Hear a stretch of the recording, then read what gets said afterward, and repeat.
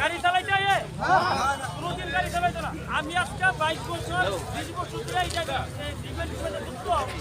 আমার কাছে আজকে 1 লাখ টাকা কি কারণে আজকে স্ট্রাইক লাগাইছেন দাদা? জয় হিন্দ, জয় ভারত। অল ড্রাইভার কল্যাণ সংঘ ভারত জিন্দাবাদ জিন্দাবাদ।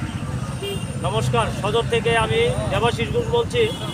যে আজকে এই গাড়ি বন্ধ হওয়ার কারণ হলো যে আমাদের গৃহমন্ত্রী অমিত শাহজি যে একটা আইন পাস করতে যাচ্ছেন, এই আইনে দেখা যাচ্ছে হিট অ্যান্ড রানে আপনার 10 বছরের জেল, পাশাপাশি 5 লক্ষ টাকা জরিমানা। যদি আজকে ভারতবর্ষের প্রত্যেক ড্রাইভারে যদি এই নিয়ম লাগু হয়, তাহলে এই আইন আমরা মানতে পারবো না, মানছি না, মানবো না। কোনো ড্রাইভারের ক্ষমতা নেই যে 10 বছরের জেল যদি আমার হয়ে যায়।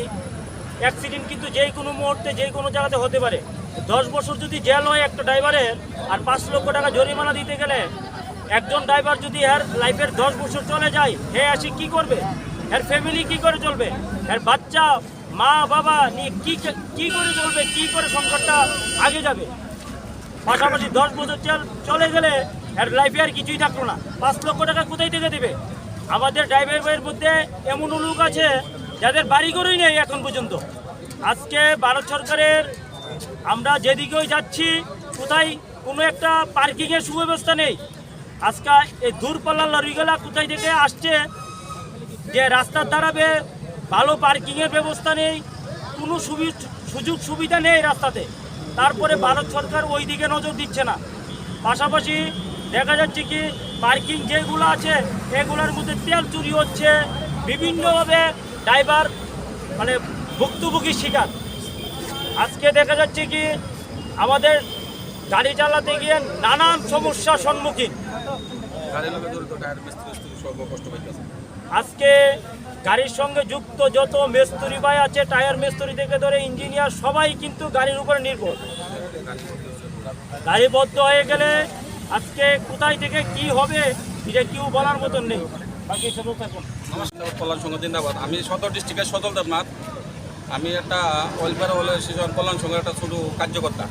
কত হচ্ছে কি ড্রাইভারের লগে অনেকজন জড়িত। ড্রাইভারের অনেকজন জড়িত বলতে গেলে যেমন টায়ার মিস্ত্রি, সেলফ মিস্ত্রি সবাই জড়িত। আজকে গাড়ি বন্ধ গেছে, অনেক ড্রাইভারের লগে কিন্তু অনেক টায়ার মিস্ত্রি, কারো দোকান বন্ধ করে বাড়ি করে গেছে গা। তো ভারত সরকার এটা দেহুক, দেখতেছি না আমরা যে আইনটা করছে আইনটা উজ্জ্বল করুক। প্লাস আমরা 29টা দাবি আজকে আমরা দিল্লি যন্ত্র মন্ত্রে গৃহমন্ত্রী বৈঠক শুনছি আমাদের সংগঠনের সঙ্গে, এটা উজ্জ্বল হোক। আর আমরা কোনো রাস্তা ব্লক করতেছি না। আমরা ড্রাইভাররা ক্ষুদ্র বা হয়েছে, কারণ এই ঘটনাটা শূন্য 5 বছরের 10 বছরের জেল, 5 লাখ টাকা ফাইন।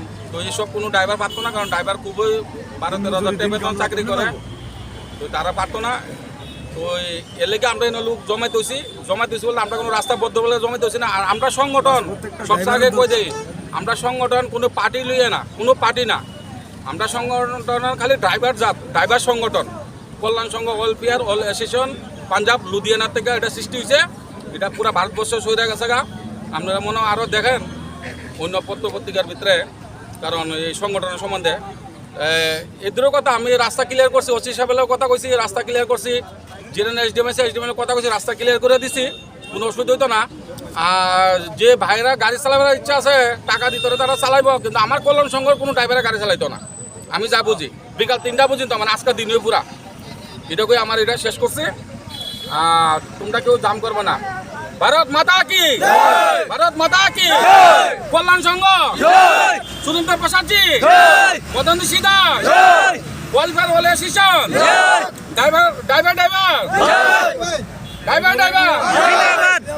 ड्राइवर किसान रजा सदर से बोल रहा हूँ। और हमारी मांगे है जो माननीय गृह मंत्री अमित शाह जी जो बिल पास किए हुए हैं हिट एंड रन का। तो हम सब एक जगह एकत्रित हुए हैं, जिससे हमारी दावी है कि हमारी मांगे मानी जाए और इस बिल को रद्द किया जाए, ताकि हमारे अंदर ये कैपेसिटी नहीं, हमारे अंदर इतनी माने संपत्ति नहीं है कि हम घर बेच के भी 5 लाख रुपए जुर्माना दे सकते हैं और उसके बाद अपने परिवार को 10 साल जेल खटने के बाद आके स्थिति संभाल सकते हैं, उसके सक्षम नहीं है।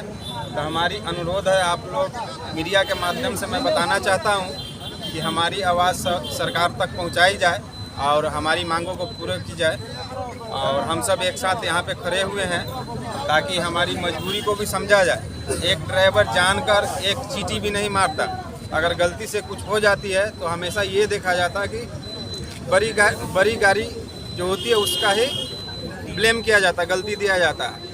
और हमारी परेशानियों को नहीं देखा। रास्ते पे आप चल रहे हैं, जितने भी ड्राइवर उनसे पूछ सकते हैं कितनी परेशानियों का सामना करना पड़ता है। जगह जगह हर जगह टाइम वेस्ट किया जाता है। एक गाड़ी गुवाहाटी से आने 12 घंटा टाइम ऐसे ही चला जाता है। इस वजह से अनुरोध है कि हमारी समस्या को ध्यान दी जाए और इस कानून को वापस ली जाए। जगह जगह उत्पीड़न है, वो सब पर ध्यान दे और बेमतलब का कानून लाकर किसी के ऊपर माथे पे मत थोप दिया जाए कि ऐसी मर। इससे बेहतर अगर होता कि लाइसेंस ही बातिल कर देते कि कोई ड्राइवर ही नहीं रहता हैं।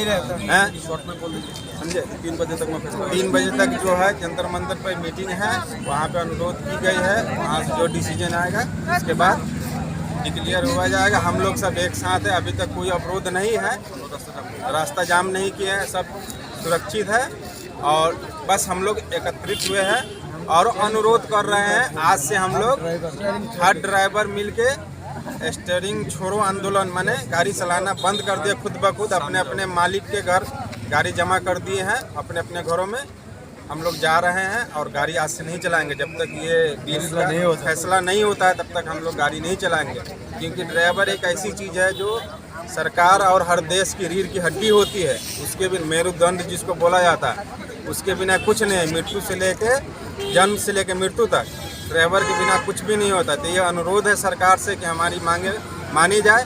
और आप लोग के माध्यम से मैं बताना चाहता हूँ कि चाहे कुछ भी हो जाए ये मानना ही पड़ेगा, नहीं तो हम लोग का जो फैसला है वो तो पता ही है। सब ड्राइवर एक साथ है, हम लोग अब नहीं चलाना से जिसके पास उतनी संपत्ति है तो वो दे सकते हैं 5 लाख रुपए का जुर्माना और 10 साल जेल भर सकते, तो वो चलाए उस इच्छा से। हमारी तो कोई जोर जबरदस्ती है नहीं। बस इसी पर अपनी बात खत्म करता हूँ। कल्याण संघ भारत माता की, भारत माता की, भारत माता की। जय मारुति, जय मारुति।